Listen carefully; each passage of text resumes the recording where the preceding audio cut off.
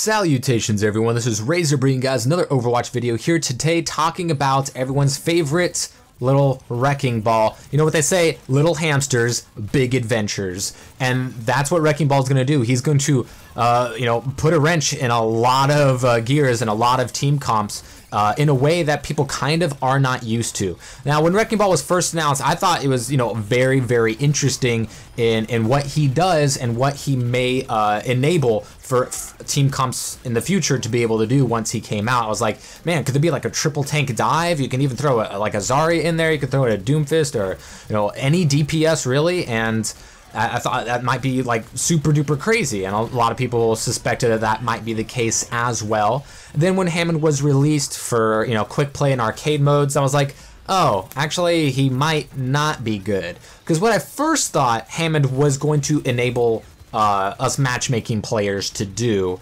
is kind of be a much more safer Winston as a dive tank, because one of the reasons, or the main reason, Winston doesn't work at all in matchmaking most of the times, especially the times where he should be working, as you see him work in the pro scene, is that Winston's supposed to be able to dive in, right? Preferably somebody with him, a Diva, a Genji, a Tracer, somebody, maybe with a Harmony Orb on him or something, and dive in, melee as he comes down, shoot off his Tesla cannon, drop his shield, take out a squishy, right? And then, just snowball the fight from there. That's the basis of a lot of dive comp. And I thought, that's, obviously impossible to do in matchmaking because it requires people to actually follow you. It's why Lucio doesn't work in a lot of places where he should work, because you use speed boost and nobody follows you. And they're like, why does Lucio keep going in by himself? It's like, when I hit speed boost, you're supposed to follow me. So that's like why Lucio and like Winston don't work in a lot of places where they should work in matchmaking. And I thought Wrecking Ball might be able to do what Winston's supposed to do, but be a lot safer, because he can come in via his tether, pile drive down, shoot somebody, maybe not even necessarily kill them, but maybe hopefully you do if you have some follow-up damage from your other teammates. And then he's able to prime his shields to get, at least a little bit, even there's nobody near him, but ideally if you're pile driving, you're hitting somebody, and hopefully they'll still be in range to get you the max amount of shields that you can at that given moment, and you'll be able to roll away. Since you don't have a head hit box, you're not going to be taking as much damage from those kind of attacks, and in ball form, you're a lot faster. So it's a lot safer to kind of do that job that Winston should be having to do. So I thought, all right, I love playing Winston, when it is applicable, but it really relies on your teammates to kind of know what Winston is and what he does, and that's a big gamble to take in matchmaking from bronze to diamond, right? So Hammond comes out, and I thought he might be able to do that, but in fact, he doesn't. But what he does do is enable a much different kind of playstyle that is, I think, the hardest thing to counter in all of matchmaking, and that is moving the enemy's eye. One of the most dangerous things that I think an enemy team can do to me, especially as like a main tank, as a Reinhardt or an Orisa, is moving my focus to something that immediately needs my attention. I'm Orisa, right? Or a Reinhardt, and I'm pushing through the choke, and all of a sudden, bzzzt, I'm getting zapped by Symmetra turrets. All right, I have to turn around as Orisa and shoot them, or turn around as Reinhardt to block that damage from killing me slowly over time.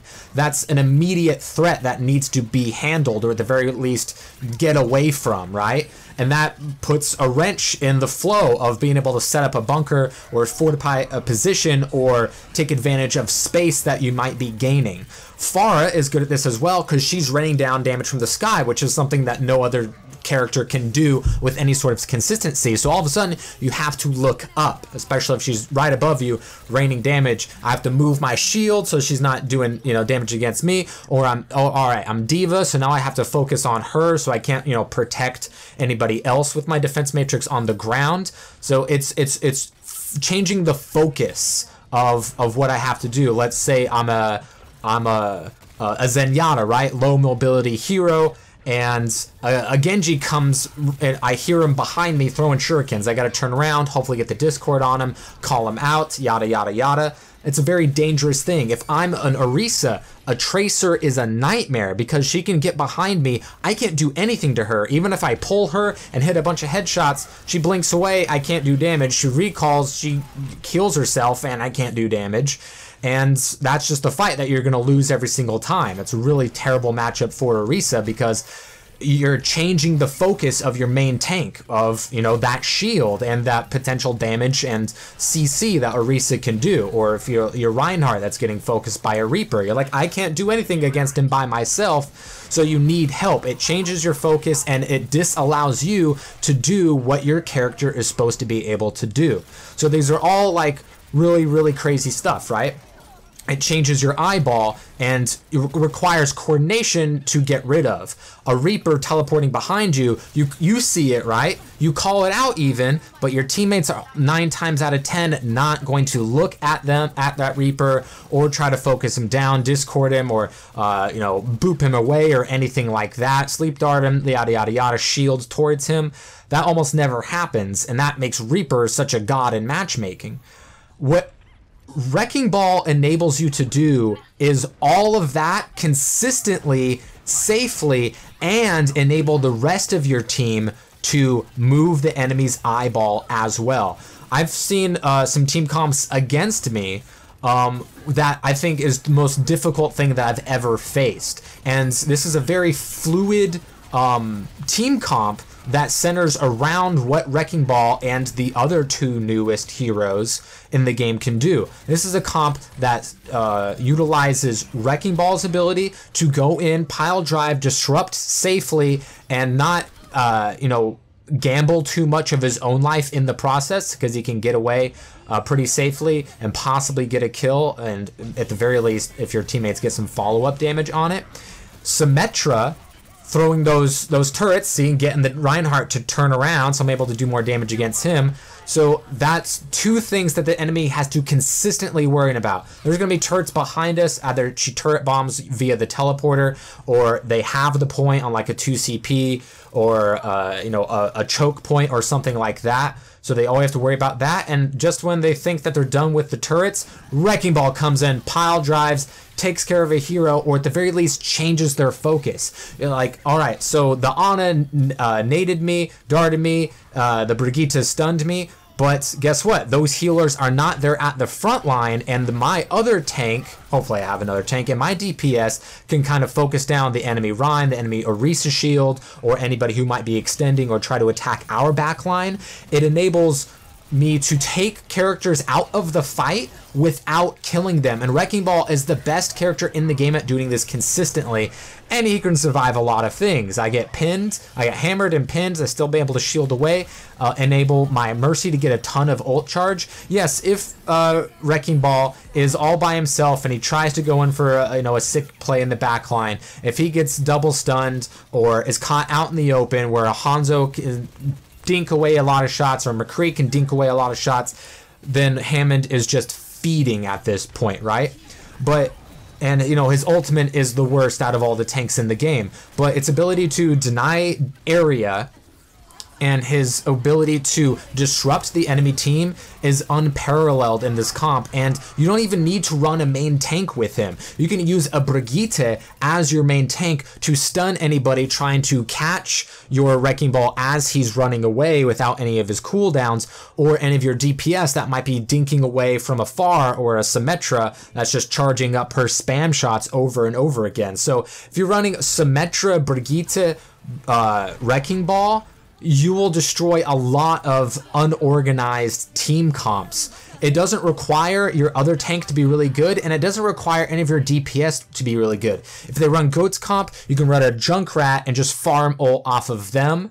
If they run double sniper, Hammond is really good at getting in and eliminating a Widow and getting a lot of a McCree or a Soldier or a Hanzo's focus. He's like immediately a threat, right? He comes in and he pile drives. All of a sudden, he's a big threat and you need to focus him. And that's when your Winston can leap in and do damage. Your Genji can come in. Your Tracer can shoot them in the back. Your Pharah can rain rockets from above. Your Symmetra can set up her turrets. And all of a sudden, they're just spinning around and there's nothing that they can do because there's all these immediate threats that always need immediate attention. And it's kind of like whenever you're playing like an assault map or a King of the Hill map, right? And you just keep losing the fight over and over. You like, our team comp works, their team comp doesn't, but we keep losing because everyone's trickling in, right? You're always 6v4, 6v5ing, 5v4ing, 5v3ing. And you just keep on losing because you're not grouping up, right? Hammond can kind of do that without having to kill them. Obviously, sometimes he will kill them, and if he's unchecked, he's going to be a monster and getting a lot of ultimates, which will deny a lot of damage. That gives you free cart, that gives you free percentage on a lot of objectives, and he's able to get away pretty safely. Now, you know, you can plug and play a lot of other characters to complement Wrecking Ball. He doesn't necessarily need a main tank, but on like a King of the Hill, on say like Ilios, he definitely will need something. But if you keep dividing the attention of your team on so many threats, maybe it's a Widow on a pretty good sight line that's just getting not even headshots, but some really good body hits every now and again. Your Wrecking Ball safely getting damage and charging ult. Your healers are able to farm off of your tanks, and your DPSs are kind of free to do what they want. If you have a pharmacy in the sky, that's a ton of immediate attention. That's really hard to deal with in matchmaking because of lack of coordination. And Hammond or Wrecking Ball just multiplies all of those headaches. So if you have the wherewithal to know how to play with Hammond via the geometry of the map, or working with a Hammond, he's kind of a lot more consistent than a Winston, especially if you require a really, really good Winston play in order to disrupt the enemy team. But Wrecking Ball can kind of do that a lot safer in the matchmaking scene and is going to make your enemy team have to coordinate and communicate in order to pin you down, or you're just going to get a lot of real estate for free because he's coming in like a Wrecking Ball and just blowing these little houses away before they can even get set up.